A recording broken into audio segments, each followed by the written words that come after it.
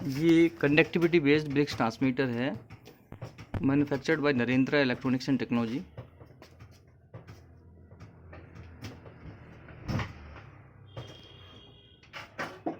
मैं आपको इसकी कॉन्फ़िगरेशन के बारे में बताता हूँ और सबसे पहले मैं आपको कनेक्शन के बारे में बता देता हूँ। ये प्रोब सेंसर है, कंडक्टिविटी बेस्ड प्रोब। ये सेंसिंग एलिमेंट हैं इसके दोनों। यहाँ पर सेंसर के तार लगे हुए हैं, ये अपना कैथोड एनोड के दोनों, ये नीचे, इसका ऊपर S1 S2।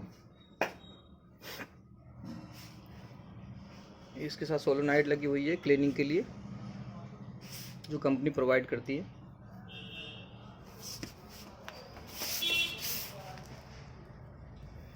ये कनेक्टर्स डिटेल है।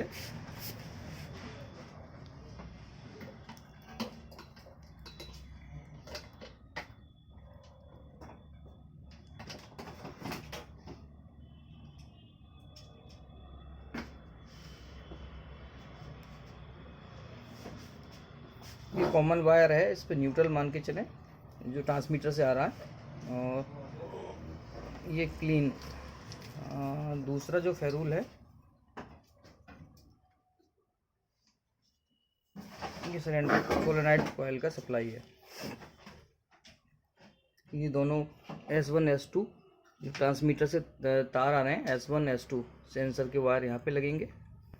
उसके बाद ये दोनों आपका क्लीनिंग वाले हो गए वायर, ठीक है। इसमें एक केबल के साथ और RTD1 RTD कनेक्शन आ रहे हैं, वो RTD के साथ में कनेक्ट होंगे दूसरी केबल से।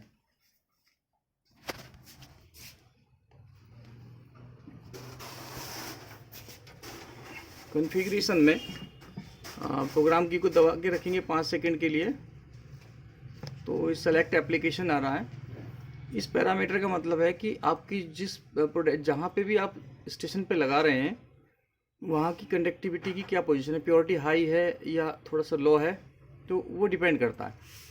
तो इसमें हमें, अगर हम B और C के पेन पे लगा रहे हैं या जहाँ पे प्योरिटी कम है, हमको यहाँ पे 2 सेलेक्ट करना होगा, 1 और 2।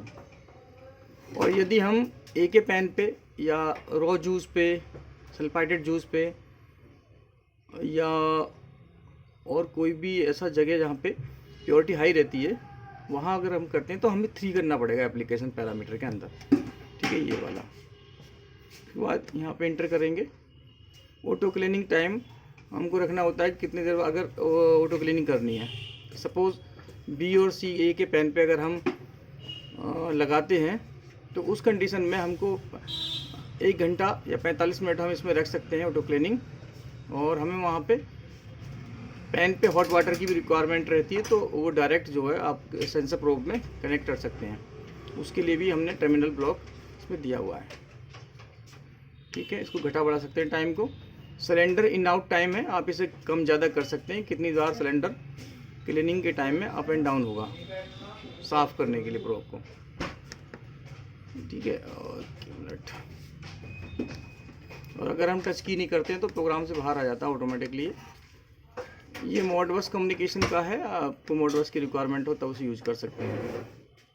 ये पैरामीटर है आउटपुट सेलेक्ट। इसमें 2 ऑप्शन है। पहला ऑप्शन ऑटोमेटिकली रहता है बाय डिफ़ॉल्ट, आउटपुट 420 सेलेक्ट रहती है कंडक्टिविटी पे। यदि आपको इसमें आउटपुट ब्रिक्स से चाहिए तो इसमें 1 करना पड़ेगा, ब्रिक्स की अगर 420 आपको चाहिए। ये पैरामीटर है ब्रिक्स कैलिब्रेशन। आपको हमारी जो मैनुअल है उसमें हमने दिया हुआ है कैसे कैलकुलेट करना है। तो उसमें आपको पहले क्या करना होगा, जो अभी करंट कंडक्टिविटी आ रही है वो नोट करनी है, और उस पर लैब में जाके ये पता लगवाना है कितनी ब्रिक्स चल रही है, ठीक है। और उसके बाद में आप करंट कैलकुलेशन के हिसाब से जो भी हमारी कंडक्टिविटी चल रही है वहाँ पे जो वैल्यू आएगी वो भरनी है, और प्रोग्राम की को दबा के रखना है पहले, और उसके बाद में इंटर की दबा के दोनों छोड़ देंगे तो स्टोर हो जाएगा, अदरवाइज नहीं तो स्टोर नहीं होगा। उसके बाद ये डेड बैंड है, अगर आपका फ्लक्चुएशन का है तो उसे आप कम ज़्यादा करके उसे रोक सकते हैं। स्केलिंग फैक्टर है, यदि कोई वैल्यू कम ज़्यादा करनी है, आपको एक्यूरेसी चाहिए, तो उसमें स्केल फैक्टर कैलकुलेट करके, सपोज़ 107 आ रहा है, आपको 100 दिखाना है, तो आप कैलकुलेट करके इसमें वैल्यू डाल दें तो वो बिल्कुल एक्यूरेट दिखाएगा। डैम्पिंग टाइम है, स्लो फास्ट कर सकते, सैम्पलिंग स्लो करनी है फास्ट करनी है वो आप इसमें कर सकते हैं। ठीक है, ये टेम्परेचर आ रहा है, ऊपर टीपी, ये कंडक्टिविटी है और ये ब्रिक्स आ रही है। ये यहाँ पे टेम्परेचर दिखा, ये एक्चुअल में मिली एम्पियर दिखा रहा है, जो आउटपुट पीएलसी या डीसीएस को जाएंगे। ये 7.7 दिखा रहा है, तो ये इस कंडक्टिविटी पे जोड़ा हुआ है, इसलिए इसका ये दिखा रहा है। और हम चेंज कर देंगे तो वहाँ पे पैरामीटर में आउटपुट वाले में जाके तो ये ब्रिक्स के साथ भी जुड़ जाएगा अगर चाहेंगे तो आप। ये ऑटो क्लीनिंग के टाइम पे ग्लो करती हैं एलईडी।